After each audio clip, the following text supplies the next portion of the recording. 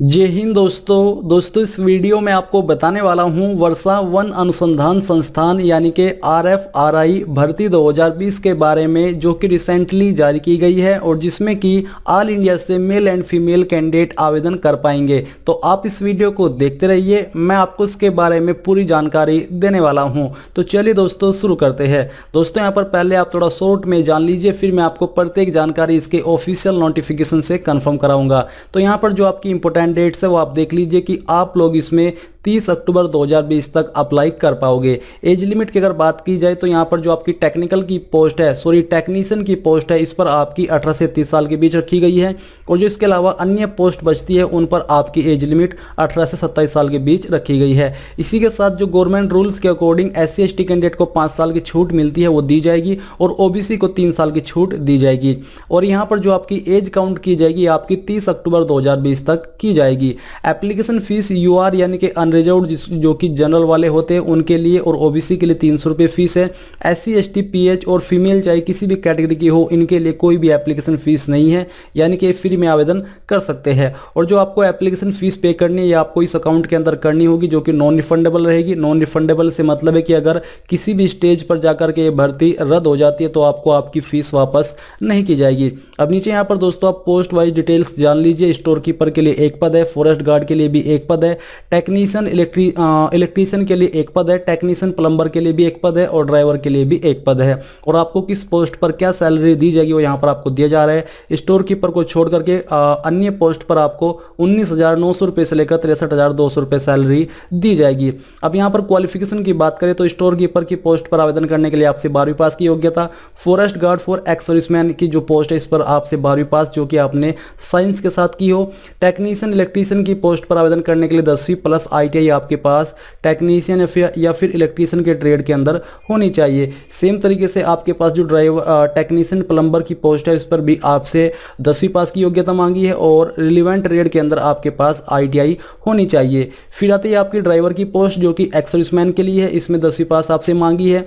और साथ ही यहाँ पर आपसे DL यानी कि मोटर कार्स के लिए यहाँ पर आपसे ड्राइविंग लाइसेंस मांगा है और experience of driving A motor car for 3 year, यानी कि आपका जो ड्राइविंग लाइसेंस है वो बेसिकली 3 साल पुराना होना चाहिए, वही आपके एक्सपीरियंस का काम करेगा। अब इसके ऑफिशियल नोटिफिकेशन पर चलते हैं। ये आपका ऑफिशियल नोटिफिकेशन है, आप यहाँ पर पूरी जानकारी देख सकते हो। आपको पोस्ट वाइज वैकेंसी बताई है और साथ ही उस पोस्ट पर आपको एग्जैक्टली क्या सैलरी दी जाएगी वो आपको बोला है। नीचे यहाँ पर आपको पोस्ट वाइज डिटेल्ड में एलिजिबिलिटी बताइए कि हाँ किस पोस्ट पर अप्लाई करने के लिए क्या क्वालिफिकेशन चाहिए, उसका जो सिलेक्शन प्रोसेस है वो कैसा है और एग्जाम पैटर्न क्या रहेगा। तो आप यहाँ पर अच्छे से देख सकते हो कि स्टोर कीपर की पोस्ट पर 12वीं पास की योग्यता मांगी है। अब चाहे आपने 12वीं किसी भी स्टेट से या फिर किसी भी जगह से की हो।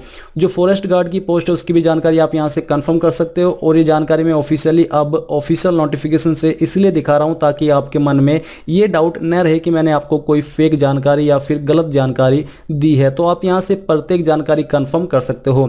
इसके अलावा मैं आपको इस ऑफिशियल नोटिफिकेशन का लिंक भी वीडियो के डिस्क्रिप्शन में देने वाला हूं।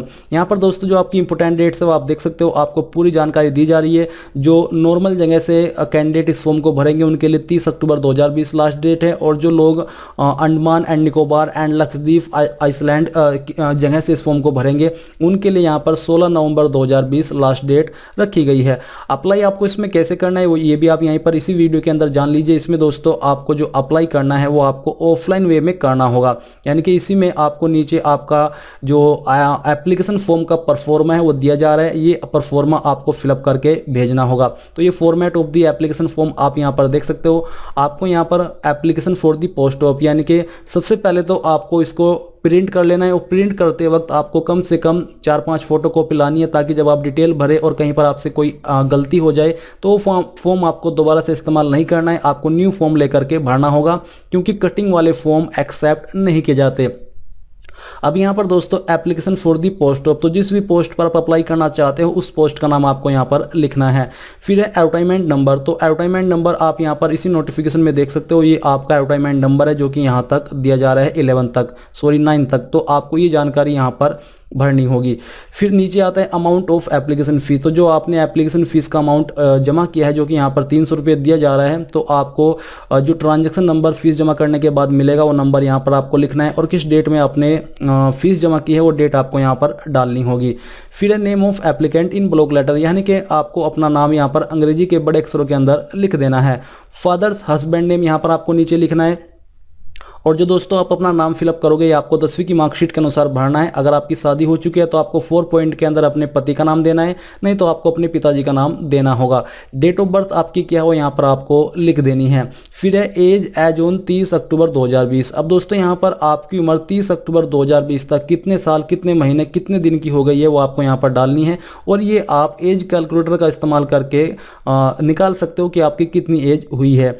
कैटेगरी आपकी क्या हो यहाँ से आपको उसी के सामने टिक कर देना है, जो भी है वो आपको उसी के सामने बॉक्स में टिक करना होगा। नेशनलिटी आपकी क्या है वो यहाँ पर आपको उसके सामने टिक करना है। जेंडर में भी आपको सेम तरीके से टिक करना होगा। फिर है एड्रेस फॉर कम्युनिकेशन, यानी कि आपका प्रेजेंट एड्रेस। तो जो भी आपका प्रेजेंट एड्रेस है वो यहाँ पर आपको अपने डॉक्यूमेंट्स के अनुसार लिख देना है अच्छे से। Mobile number, email ID. अब यहाँ पर दोस्तों आपको मोबाइल नंबर भी देना है, और फिर आपको स्लैश लगा करके अपनी ईमेल आईडी भी यहाँ पर लिख देनी है। एजुकेशनल क्वालिफिकेशन, यानी कि शैक्षणिक योग्यता। अब यहाँ पर दोस्तों आपको उसकी जानकारी भरनी है। तो नीचे यहाँ पर दिया जा रहा है एग्जाम पास। तो इसके अंदर आपको अगर आप 10वीं पास हो तो यहाँ पर लिखना है 10th या फिर मैट्रिकुलेशन।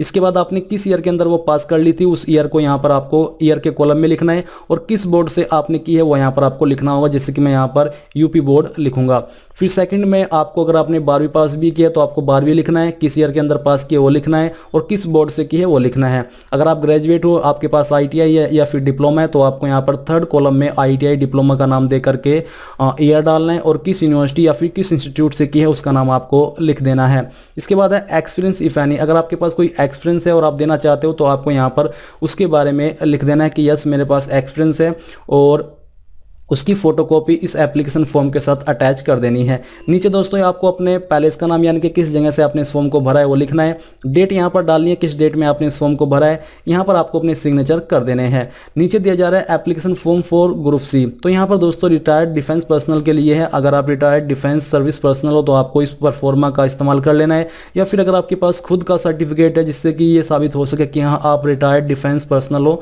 तो आप वो सर्टिफिकेट भी अटैच कर सकते हो। ये फॉर्मेलिटी के लिए दिए हुए होते हैं यहाँ पर परफॉर्मा।